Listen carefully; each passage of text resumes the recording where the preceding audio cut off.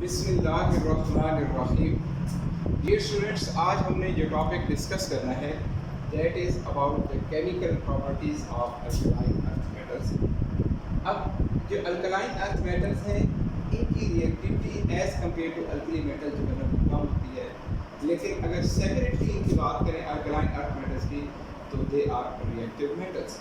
आप कहते हैं कि जो अल्कलाइन अर्थ मेटल है इसमें beryllium, magnesium, calcium, strontium, barium और रेडियम के एलिमेंट्स हैं। अब जो इसका पहला जो हम रिएक्शन है वो रिएक्शन विद ऑक्सीजन को अगर डिस्कस करें तो अब हमारे पास टॉप टू बॉटम इनकी रिएक्टिविटी क्या करती जाएगी, इंक्रीज होगी। अब हम देखते हैं कि जब बेरिलियम के साथ इसका रिएक्शन करवाते हैं तो बेरिलियम ऑक्सीजन के साथ रिएक्ट करके एक फॉर्म बेरिलियम ऑक्साइड, और इस रिएक्शन के लिए हमें टेम्परेचर कितना देना पड़ता है, अबाउट 800 डिग्री सेल्सियस जो है वो टेम्परेचर देना पड़ेगा। उसके बाद नेक्स्ट कहते हैं कि अगर हम मैग्नीशियम की बात करें तो मैग्नीशियम जब ऑक्सीजन के साथ रिएक्ट करेगा तो इट फॉर्म मैग्नीशियम ऑक्साइड, लेकिन ये रिएक्शन इसको जस्ट आपको स्पार्क देना पड़ेगा। स्पार्क का मतलब क्या है कि आप लेट्स सपोज अगर मैच स्टिक है, match stick just magnesium metal के पास लेकर जाएं तो वो रिएक्ट करके मैग्नीशियम ऑक्साइड बना देगा।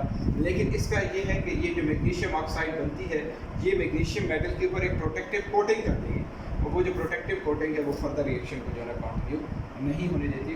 और बेरियम जो है, अब बेरियम अगर ऑक्सीजन के साथ हम रिएक्शंस करेंगे तो this reaction required 500 to 600 degree Celsius temperature और इट फॉर्म बेरियम ऑक्साइड।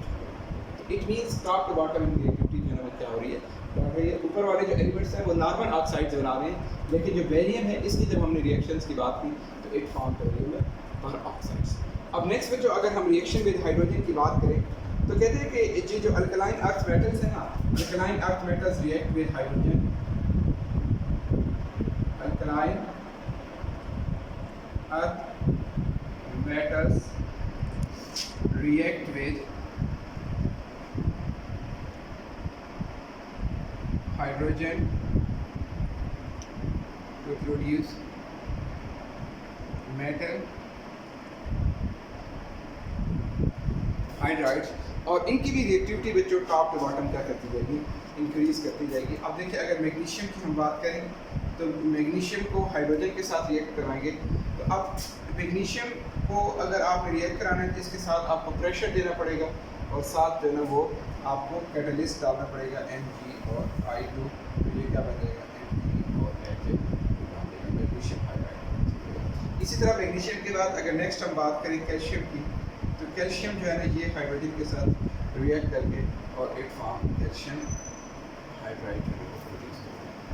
ये हमारे पास इनकी रिएक्टिविटी टूवर्ड हाइड्रोजन की बात होगी। नेक्स्ट है रिएक्शन विद नाइट्रोजन। थर्ड हमारे पास है रिएक्शन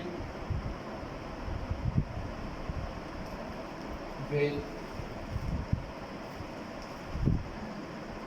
नाइट्रोजन। अब बच्चों नाइट्रोजन के साथ अल्कलाइन अर्थ मेटल जब रिएक्ट करती हैं तो they form nitrides. Alkaline earth metals react with nitrogen to produce nitrides। अब देखिए लेट्स सपोज मैग्नीशियम है, मैग्नीशियम Mg3 और N2। इसी तरह से कैल्शियम है,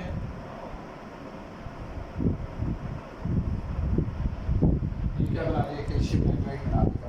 अब कहते हैं कि ये जो नाइट्राइड्स बनते हैं when they are treated with water they are hydrolysed. Nitrides are hydrolysed to produce Mg3 और N2 जब ये वाटर के साथ रिएक्ट करेगा तो एक form ammonia plus magnesium hydroxide. ये क्या बना देगा, अमोनिया और magnesium hydroxide.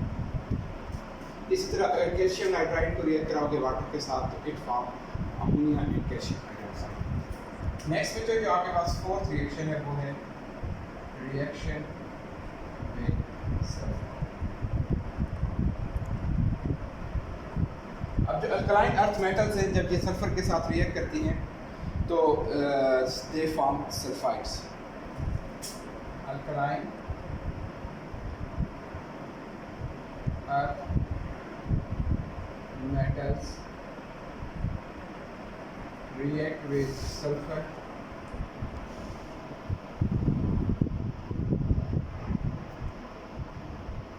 to form sulfides Mg plus S, it give us magnesium sulfide। और नेक्स्ट हमारे पास है रिएक्शन विद हेलोजन्स।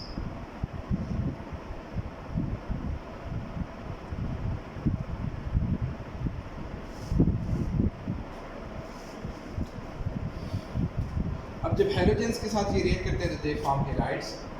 जैसे कैल्शियम है, कैल्शियम और क्लोरीन आपके पास क्या है, हेलोजन है, तो it form calcium chloride. Last में जो इसका जो रिएक्शन हमारे पास है वो है रिएक्शन विद वाटर। तो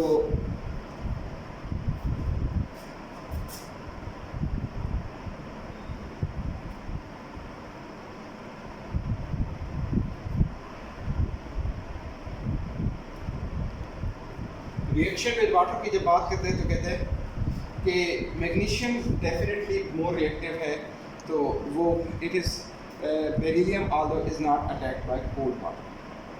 तो मैग्नीशियम जो है ना ये भी जब रिएक्ट करती है तो ये भी कोल्ड वाटर के साथ नहीं रिएक्ट करती, इसको भी ये किस साथ रिएक्ट करेगी, स्टीम के साथ। 100 डिग्री सेल्सियस का मतलब है वाटर आपके पास किस फॉर्म में, स्टीम की फॉर्म में। तो ये मैग्नीशियम वाटर के साथ रिएक्ट करके इट फॉर्म मैग्नीशियम ऑक्साइड और साथ क्या प्रोड्यूस कर देगा, हाइड्रोजन गैस प्रोड्यूस करेगा। अब कहते हैं कि बेरिलियम जो है ना वो तो रिएक्ट नहीं करेगा even at red hot temperature, क्योंकि बेरिलियम टॉप पे है और उसकी रिएक्टिविटी कम है।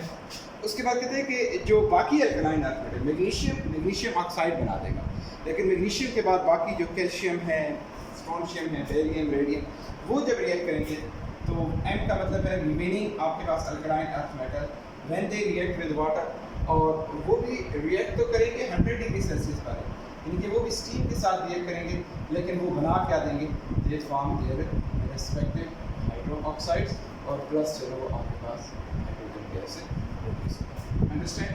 ये हमें ये पता चल रहा है कि टॉप टू बॉटम रिएक्टिविटी क्या कर रही है, इंक्रीज कर रही है, कि मैग्नीशियम रिएक्ट करके मैग्नीशियम ऑक्साइड बना रहा है, लेकिन अदर जो अल्कलाइन अर्थ मेटल है दे फॉर्म मेटल हाइड्रोक्साइड। और नेक्स्ट जो हमारे पास है वो है कार्बोनेट्स। अब कहते हैं जो कार्बोनेट्स हैं अल्कलाइन अर्थ मेटल्स के, वो वाटर के अंदर इनसॉल्युबल होते हैं and decompose. Carbonates are insoluble in water and decompose upon।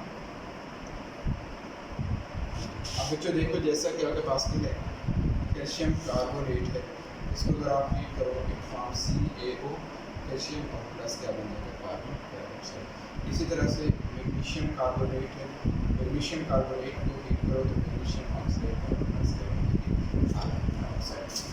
तो ये जो आज का हमारा टॉपिक था ये activity of alkaline earth metal, इसके हमने डिफरेंट जो है ना वो रिएक्शंस देखे।